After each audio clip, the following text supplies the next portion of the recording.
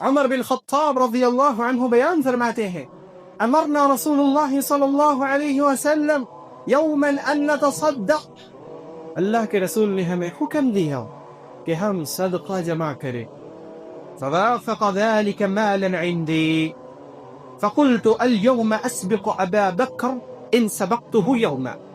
عمر کہتے ہیں رضی اللہ عنہ کہ میں نے اپنے آدھے گھر کا سامان لیا اور لے کر جب گھر سے میں نکلا تو میرا گمان تھا کہ آج کے دن میں ابو بکر سے زیادہ مال اللہ کی راہ میں دوں گا. یعنی آپ غور فرمائیں مقابلہ کس چیز میں ہو رہا ہے؟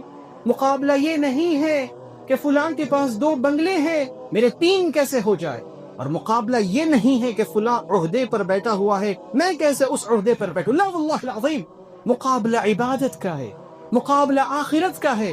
وہ کہتے ہیں کہ میں اپنے آدھے گھر کا سامان لے کر نکلا اپنے گھر سے کہ آج کے دن میں ابو بکر سے زیادہ سبقت کروں گا.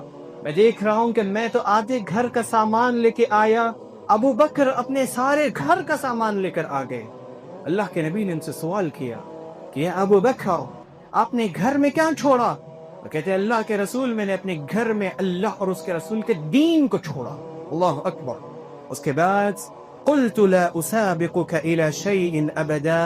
عمر رضی اللہ عنہ کہتے ہیں میں نے یہ سوچ لیا کہ میں کبھی ابو بکر سے آگے نہیں بڑھ سکتا عبادت کے معاملے میں ابو بکر سے کبھی سبقت نہیں کر سکتا اللہ رب العالمین کی راہ میں اپنے مال کو خرچ کرنے کے مقابلے میں. سامعین کرام، یہ اللہ کے نبی کے صحابہ کرام تھے کہ جنہوں نے اللہ کی عبادت کو جب کیا تو اتنے ذوق سے کیا، اتنے شوق سے کیا کہ اللہ کی عبادت کے نزدیک ان کے زندگی میں کوئی اہمیت والی چیز نہیں تھی.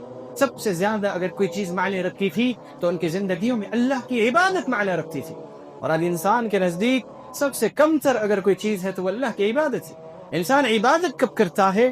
جب زندگی میں کوئی مشکل آتی ہے، جب زندگی میں بھی پریشانی آتی ہے، اس کو فوراً اللہ تعالیٰ کی یاد آتی ہے کہ اللہ کے پاس جاؤں گا، دعائیں کروں گا. یہ مومن کے لیے ایک شرم کی بات ہے کہ وہ اللہ کو اس وقت یاد کرے جب اس کو مصیبت آ رہی ہے.